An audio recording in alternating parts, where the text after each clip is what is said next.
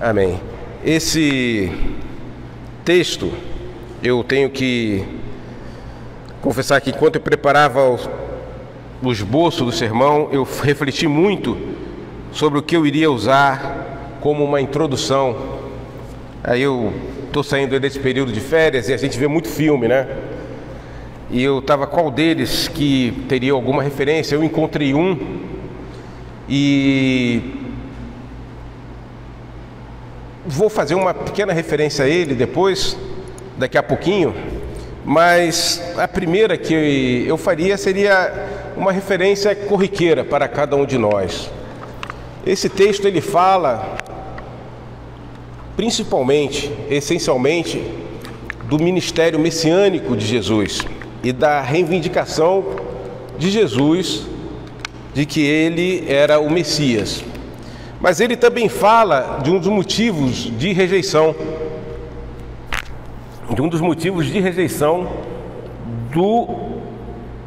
desse chamado de Cristo como Messias, da aceitação desse chamado de Cristo como Messias.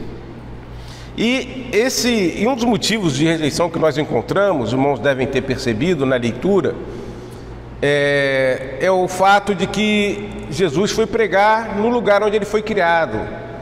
É o que alguns comentaristas desse texto chamam de familiaridade. A familiaridade dos ouvintes com Jesus não permitiu que eles compreendessem ou enxergassem além daquilo que eles próprios conheciam da vida de Jesus, das circunstâncias de Jesus. E por não conseguirem perceber além, por estarem familiarizados com a família e a história de Jesus, eles não o aceitam como o Salvador. É mais ou menos um fenômeno que acontece com todos nós, e à medida que nós vamos amadurecendo, nós começamos a perceber isso, que a familiaridade e a vida cotidiana com pessoas que nós amamos, que se preocupam conosco, faz com que nós não atentemos para os conselhos delas.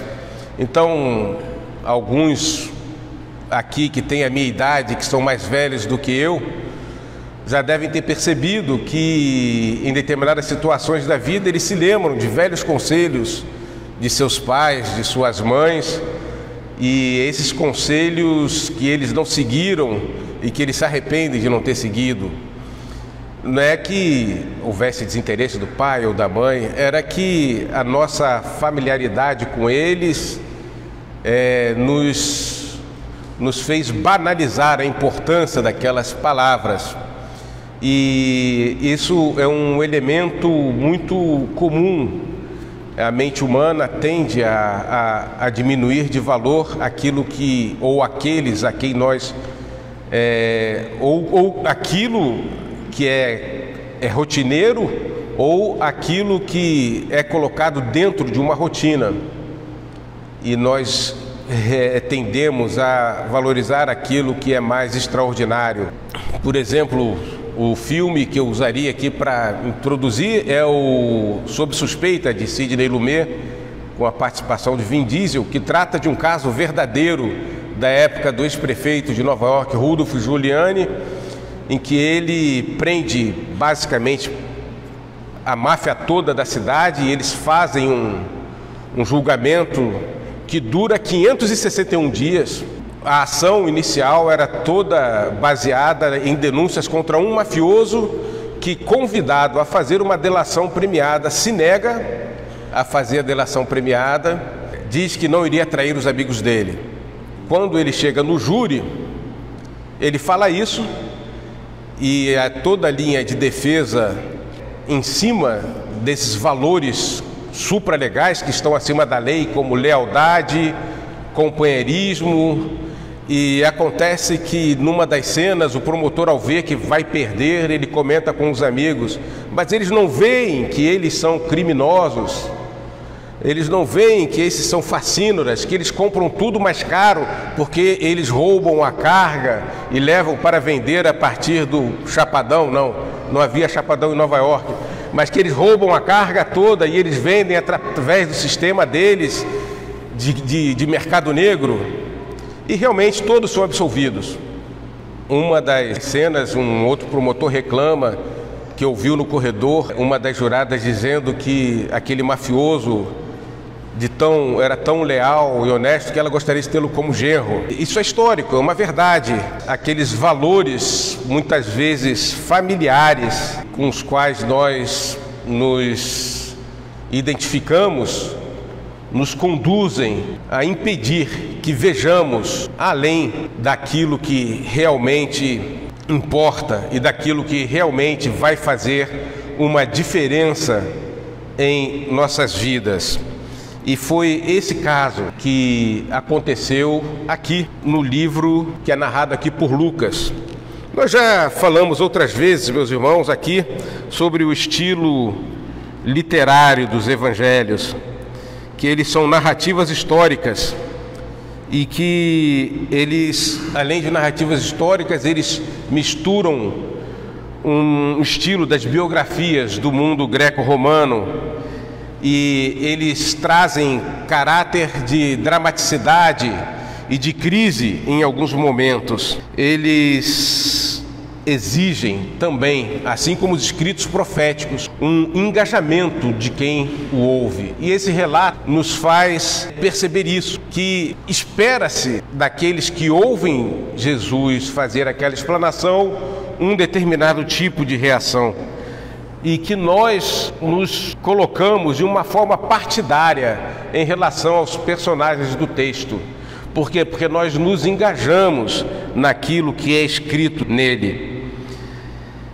Relato de acontecimentos, exposição de fatos e comentários. Essa característica do texto evangélico, do texto do Evangelho, essa peculiaridade dessa forma de narrativa, dessa forma literária, nos faz querer nos aproximar do que nós lemos aqui. Aqui nós vamos ver uma referência à pessoa de Jesus, porque o Evangelho ele tem um caráter biográfico.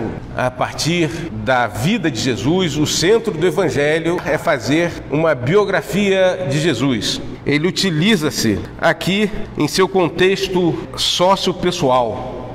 Aqui ele aborda o contexto da pessoa de Jesus enquanto um membro da sociedade de Cafarnaum, que havia saído dali, que tinha um ministério das vizinhanças, mas tinha sido criado ali. Em Marcos nós encontramos a mesma narrativa, não há em Mateus, não há em João, e há apenas em Lucas e Marcos. Em Marcos há uma perspectiva biográfica, mas mais dilatada, que vai abranger a família de Jesus. Aqui ele centra-se em Lucas para destacar as causas da rejeição da divindade de Cristo a partir de preconceitos contra a sua pessoa. Preconceitos que justamente são preconceitos decorrentes dessa familiaridade que eles tinham com o Senhor Jesus Cristo. Em Marcos há uma referência à família, com a ideia, no contexto maior ali dos textos ao derredor, numa ideia de uma pré-defesa do nascimento virginal dele.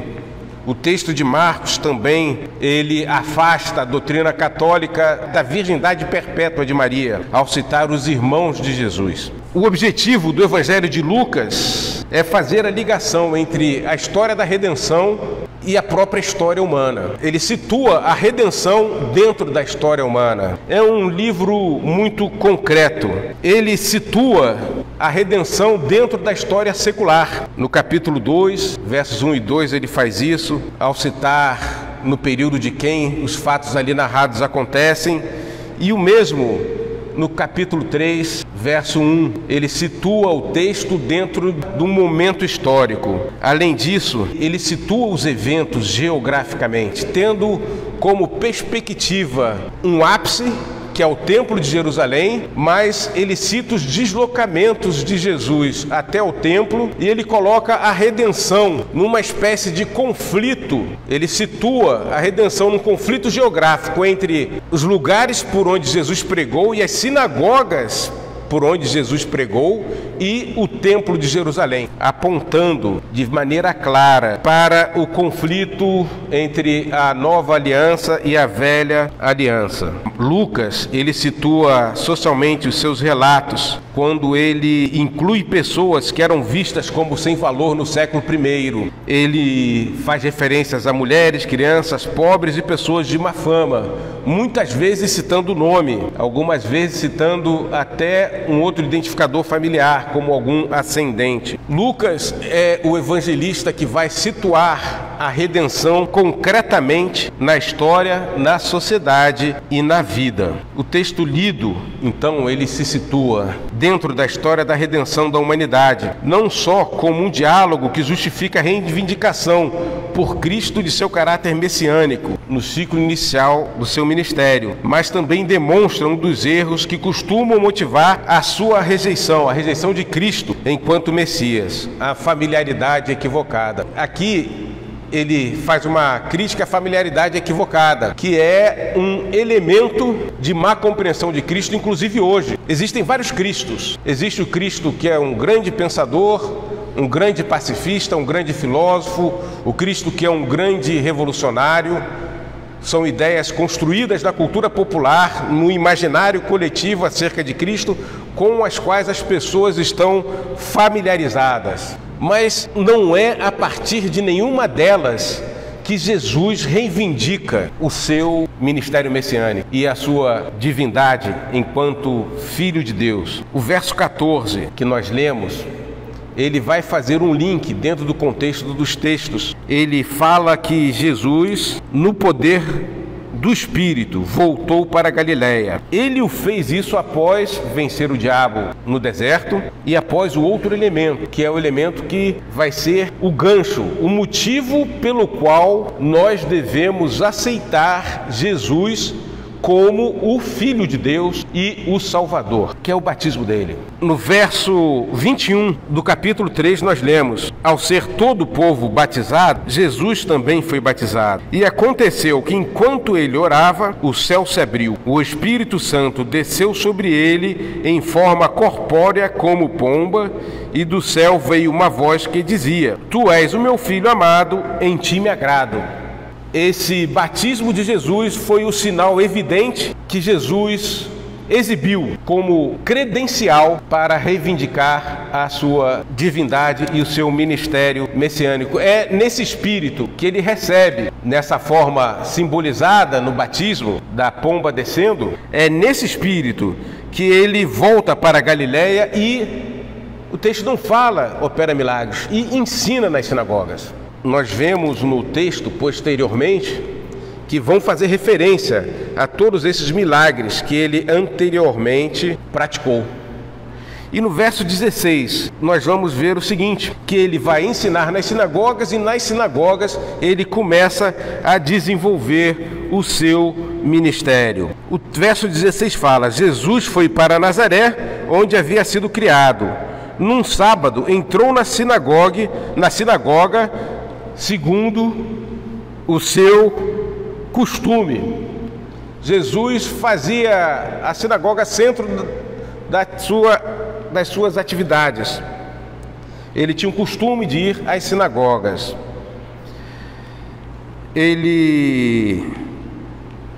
Lucas, ele cita isso como um evento histórico, mas quando nós vamos ver o texto, ele parece que cita isso num crescendo, em oposição ao templo, porque nós vamos encontrar Jesus frequentando sinagogas, mas mantendo diálogo, muitas vezes um diálogo áspero, mas mantendo com os chefes das sinagogas, os fariseus e os escribas.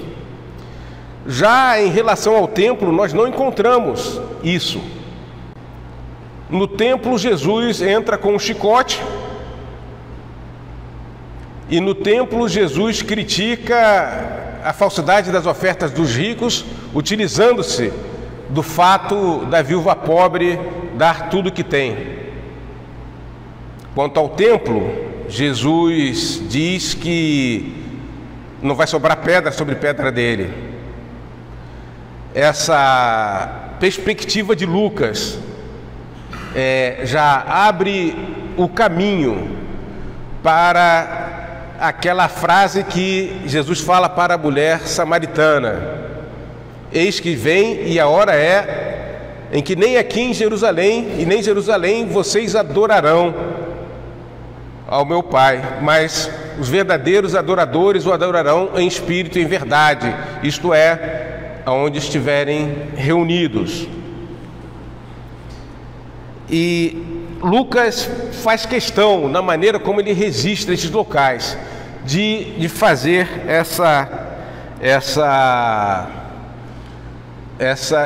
esse destaque entre as sinagogas e o templo. Mesmo em conflito com escribas e fariseus, dirigentes de sinagogas, Jesus dialogava com eles e dialogava nelas. Jairo, que era em Marcos capítulo 5, o escriba em Marcos 12, o fariseu de Lucas 7 e os fariseus de Lucas 13. Jairo, a quem ele cura a filha. E também com Nicodemos. Já quanto àqueles habituês do templo de Jerusalém, ele só tem um tipo de diálogo, que é aquele que nós conhecemos com os saduceus, em que ele critica duramente a fé deles, a ausência de fé deles na ressurreição, quando os saduceus tentam ridicularizá-lo com aquela história da mulher várias vezes viúva.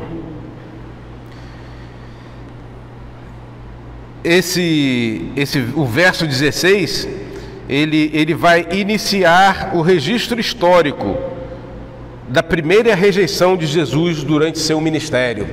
Então esse texto que nós lemos é um texto que registra a primeira rejeição ao ministério messiânico de Jesus.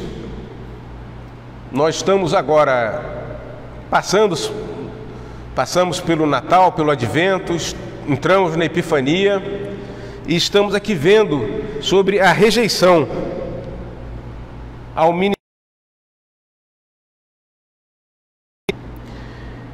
Essa rejeição, esse verso registra de maneira sintética para aqueles judeus que compreenderiam o que se passou naquela sinagoga. Eu vou tentar aqui reproduzir. Eu estava vendo ali, fui tirar a foto, era um livro grande, enciclopédia da vida de Jesus, que narra como era o ritual da sinagoga naquele tempo, esse ritual do que Jesus participou. Pois bem, eu tirei a foto, mas ela veio defeituosa, mas eu me lembro como está lá no texto. Era uma celebração que começava com duas bênçãos que o Kazan, que era o chefe da sinagoga, proferia. Após essas duas bênçãos que ele proferia, eram recitadas 18 adorações, que geralmente eram misturas de salmos. Muitas vezes, dessas 18, eles citavam as 3 primeiras e as 3 últimas. Após isso, era lido um texto da lei. Enquanto ele era lido, todos o liam de pé. E depois, esse Kazan pegava o rolo da lei e entregava para ser lido e comentado por alguma pessoa proeminente dentro do saber das Escrituras naquela sinagoga. Então ele lia, e se ele fosse comentar, ele se assentava, e os outros ouviam o comentário de pé. Por isso que nós vemos que Jesus se assenta. Ele se assenta porque ele começa a comentar e ele faz uma explanação sobre esse texto lido. Possivelmente, esse texto lido não era escolhido aleatoriamente, mas aqueles rolos eram pedaços de couro costurados que ficavam dentro de um estojo de madeira. Geralmente, lia-se uma sessão e marcava-se o final dela, usando algum tipo de dispositivo dentro do estojo. E na reunião seguinte, quando abria-se aquele estojo, prosseguia-se de onde havia sido terminada a leitura anterior. Então, Jesus se assenta, Lucas só registra a primeira frase do sermão dele. E ele a registra aqui dessa maneira que nós a lemos.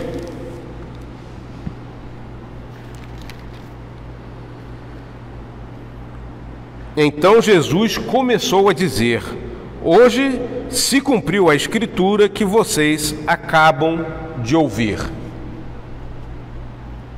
Lucas, ele coloca isso, a primeira frase de Cristo nesse sermão, não anota nenhuma das outras, mas ele faz questão de passar a transcrever o que começou a acontecer no meio daquela congregação que ouvia a exposição de Jesus.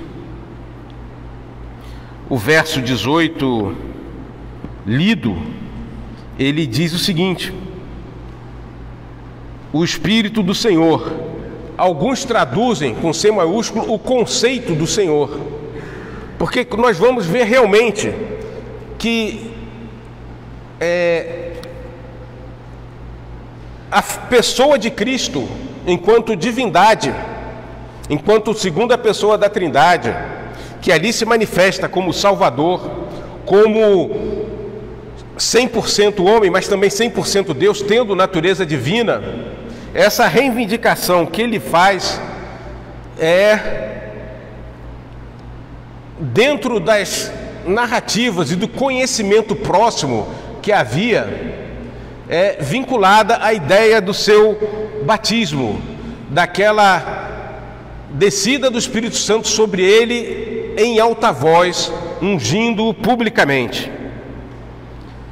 Presume-se que essa história correu aquela região, assim como a dos milagres, porque quando ele fazia os milagres que corriam pela região, ou quando ele expunha nas sinagogas em toda aquela região, as pessoas deviam falar por qual autoridade que ele fala isso.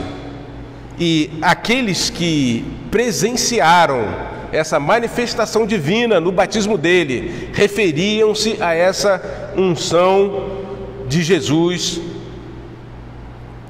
feita no seu batismo, e é a ela que ele se refere aqui no verso 18: o Espírito do Senhor está sobre mim, porque ele me ungiu para evangelizar os pobres, enviou-me para proclamar libertação aos cativos.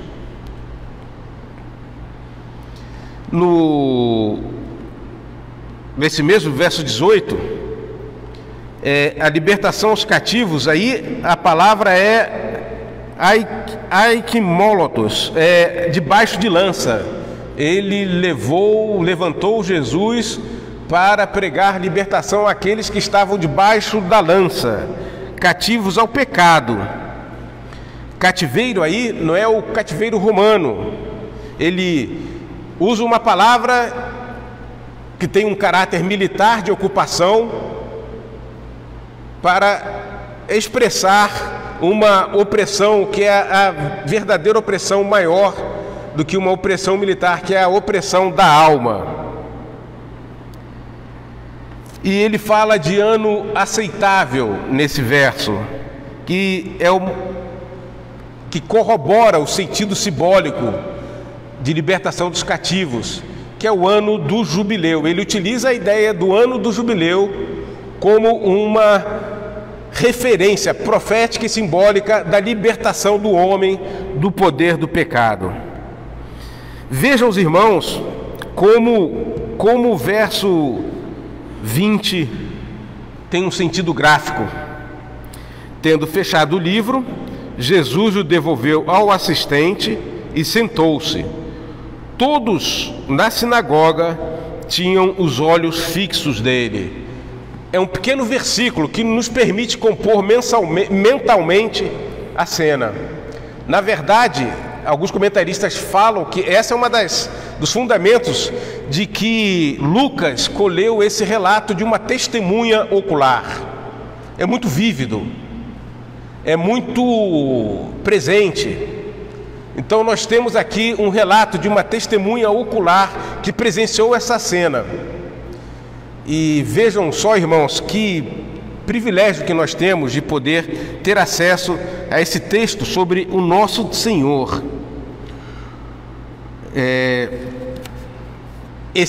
Logo depois, Lucas registra a primeira frase de Jesus no sermão e, na sequência, ele passa a relatar o impacto do sermão e a forma do sermão e o impacto do sermão de Cristo ali àquela congregação. Ele fala em palavras cheias de graça.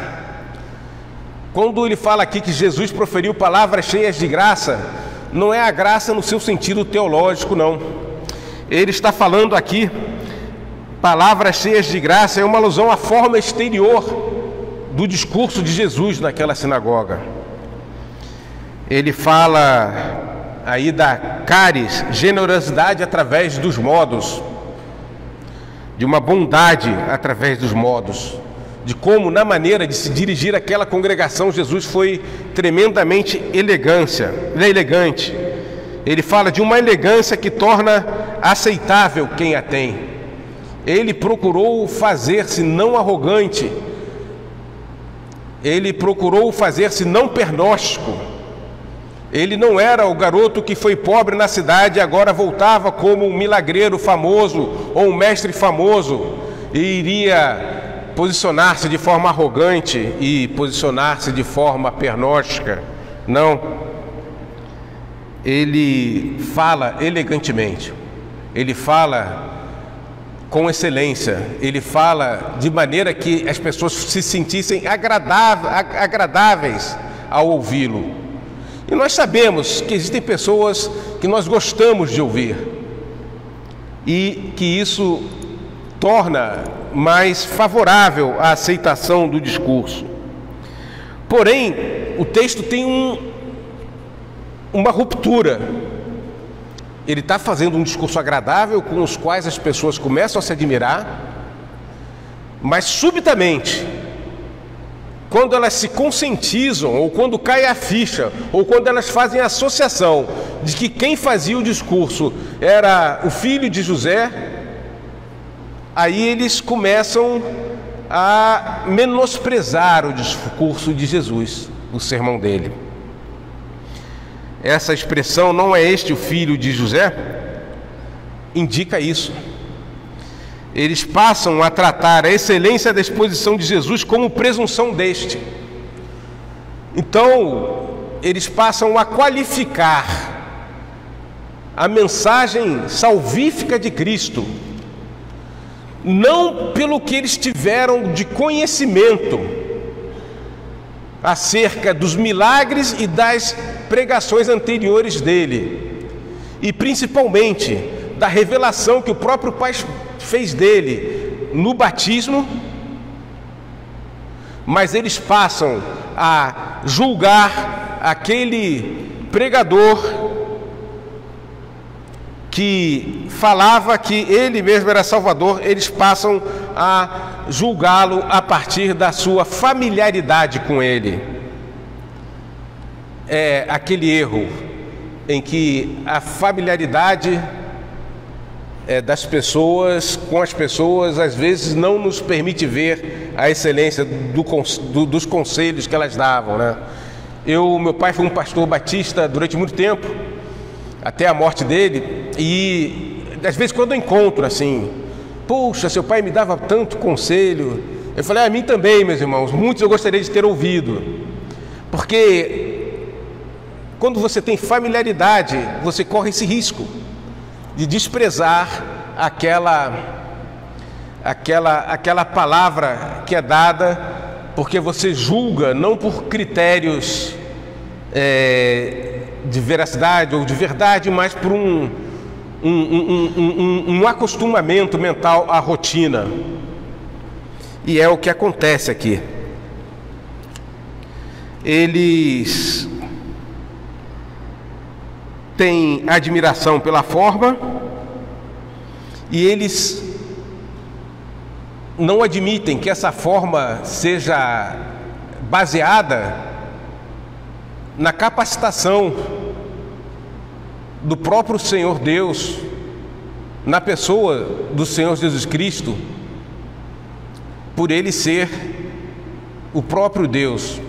Eles não acreditam que naquela marca que ocorre no batismo de Cristo. E então eles apegam-se ao conhecimento que eles próprios têm e passam a rejeitar. E qual o conhecimento que eles têm? Eles, olha, Jesus era filho de José. José era um pobre carpinteiro. E realmente, existem algumas pessoas que dizem que o carpinteiro recebia bem, que era uma profissão de classe média, mas não é isso que aparece na história, não. Marcos fala, naquele tempo, hoje existem carpinteiros fantásticos e que cobram valores. Eu tenho um primo que tem uma empresa em Goiânia que ele monta cozinhas pré-fabricadas, né? Ele faz cozinhas desenhadas, planejadas. E quando eu estava lá, eu acompanhei uma narrativa dele sobre isso, eu fiquei bem impressionado. Mas naquele tempo, naquele tipo de sociedade, não era assim. Eles passam a referir-se a Jesus como filho de José. Em Marcos, nós vamos ver que eles fazem referência ao carpinteiro. Uns manuscritos do século II, usados por Orígenes, já mudam quando começa a haver um esforço de estabilização do cristianismo dentro da sociedade greco-romana. Alguns manuscritos colocam filho de carpinteiro, mas os manuscritos mais fidedignos de Marcos falam em carpinteiro mesmo. E num debate de Orígenes contra Celso, Celso ridiculariza o rei dos cristãos, o fundador da religião cristã, como um pobre carpinteiro. Então, na verdade, o que eles estão fazendo aqui é falando, olha, essa pessoa está aqui falando tudo isso, mas ele não tem a menor condição de falar disso. E aí eles presumem o uso daquele verso, médico, cura-te a ti mesmo, que também pode ser uma referência a um apelo ou a uma imposição sobre a teologia de Cristo de exclusividade em base territorial. Quando eles falam médico, cura-te a ti mesmo, há uma interpretação desse ditado popular daquela época como comece a fazer o bem a partir de casa. E realmente nós vemos Paulo falando isso, começar a fazer o bem a partir dos domésticos da fé. O que eles querem fazer aqui é, numa perspectiva, desacreditar o Senhor Jesus enquanto Messias e, por outro lado, impor ao Senhor Jesus, por outro lado, impor-se ao Senhor Jesus como privilegiados, de modo a só valorizar o que ele diz se ele ali em Cafarnaum efetuasse as curas também. E aqui nós vemos uma resposta de Jesus que tem uma base histórica veterotestamentária, do Velho Testamento.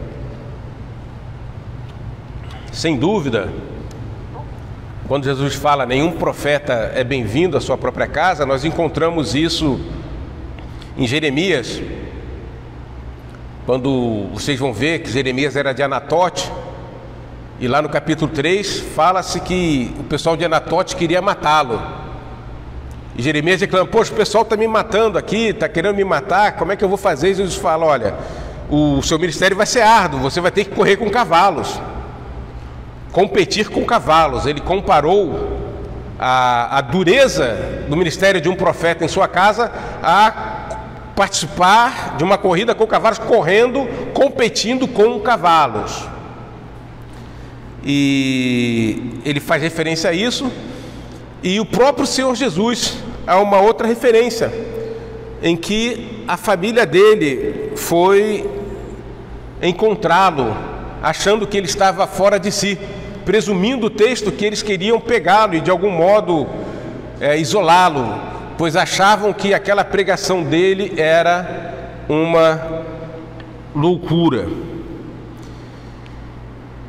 Eles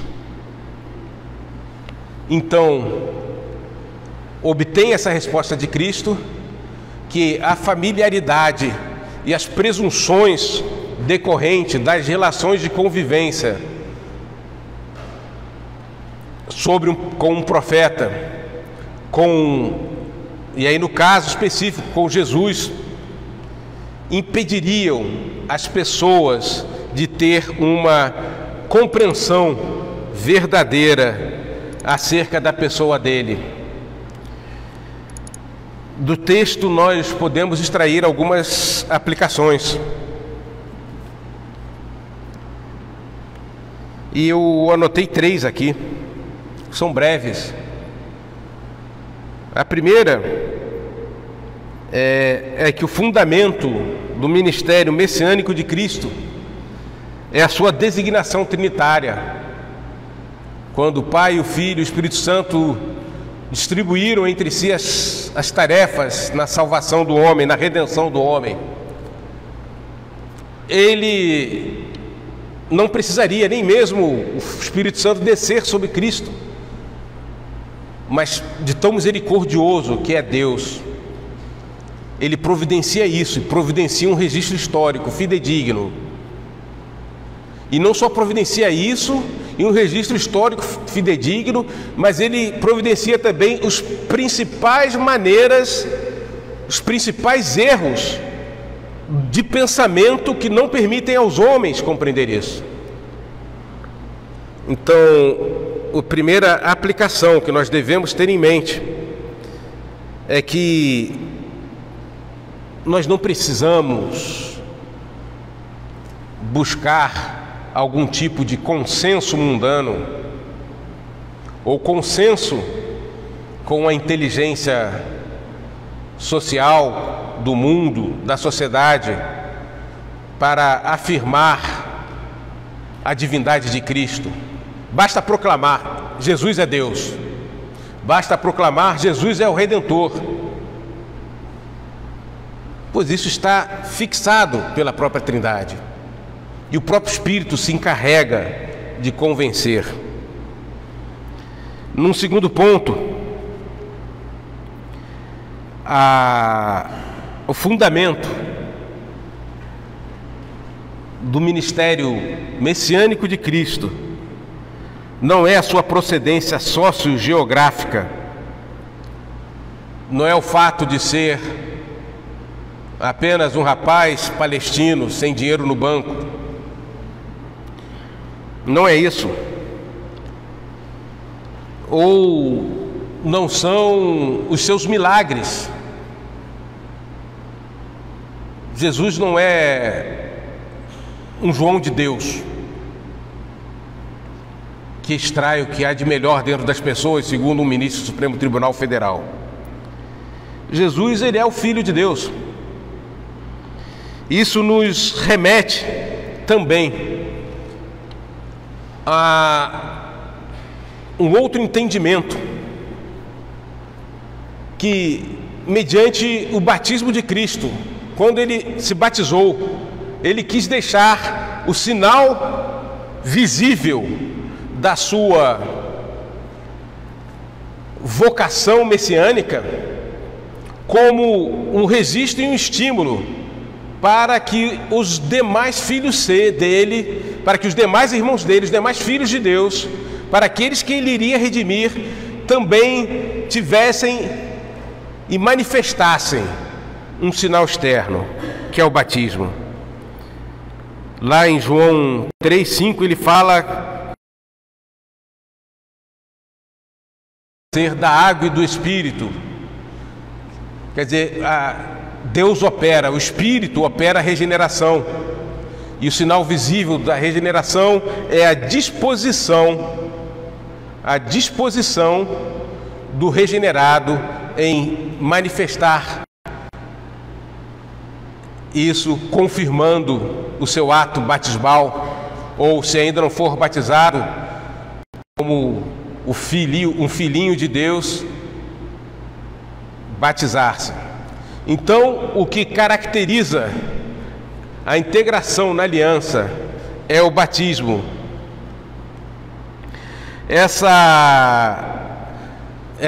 Então, uma primeira aplicação, nós voltarmos a destacar o significado do batismo em nossas vidas. Aqueles que foram batizados adultos, aqueles que foram batizados na infância, voltar a destacar o significado da confirmação do batismo a que foram levados pelos seus pais, porque isso tem muito de correlação com a manifestação da nossa crença no caráter messiânico de Cristo. Essa unção messiânica de Cristo não fez com que ele se descomprometesse com a excelência de seu ministério. Quando ele foi pregar, ele pregou com excelência, ele pregou com elegância, ele pregou com ideias claras e organizadas, ele usou das palavras menos ofensivas e das palavras mais elegantes com os quais os seus conterrâneos pudessem se alegrar. Assim também nós, que temos vocações, cada um uma vocação individual, devemos considerar que não é por termos uma vocação que Deus fez que vamos fazer tudo relativo a essa vocação de forma desleixada. Às vezes passamos problemas, limitações, mas dentro das nossas limitações devemos fazê-lo da melhor maneira possível e da maneira mais excelente. E, por fim, devemos ficar atento a esse que foi o principal erro do pessoal de Nazaré: não nos deixarmos levar pela familiaridade que temos com aqueles que nos aconselham, e aí pode ser um pessoal, aconselhamento ou de um pai, de uma mãe, ou até mesmo familiaridade que temos com um vocabulário teológico, familiaridade que temos com as doutrinas, a maneira como as expomos bem, familiaridade que temos com os livros teológicos que estão na nossa mesa, ou as Bíblias comentadas, mas somos tão familiarizados com elas que elas parecem não ter lá tanta importância. E desprezamos muitas vezes a leitura, porque temos uma consciência de que já somos familiarizados com isso, e aí não damos a atenção devida a essas fontes de ensino que Deus tem colocado em nossas vidas. Muitas vezes temos uma Bíblia em casa. A Spurgeon contava uma história, não sei se é Spurgeon, que uma vez foi na casa de alguém e colocou um garfo dentro da Bíblia daquela família, e quando voltou, o garfo estava lá no mesmo lugar, alguma coisa assim. Eu não sei bem essa história, mas muitas Bíblias empoeiradas. e às vezes compramos um livro teológico, ficamos todos animados e não nos aprofundamos. Não nos deixemos trair a perder de vista a sacralidade, a importância, a centralidade, a cristocentralidade de vários recursos com os quais estamos familiarizados, para que não venhamos a repetir o erro daqueles camaradas lá de Nazaré. Amém?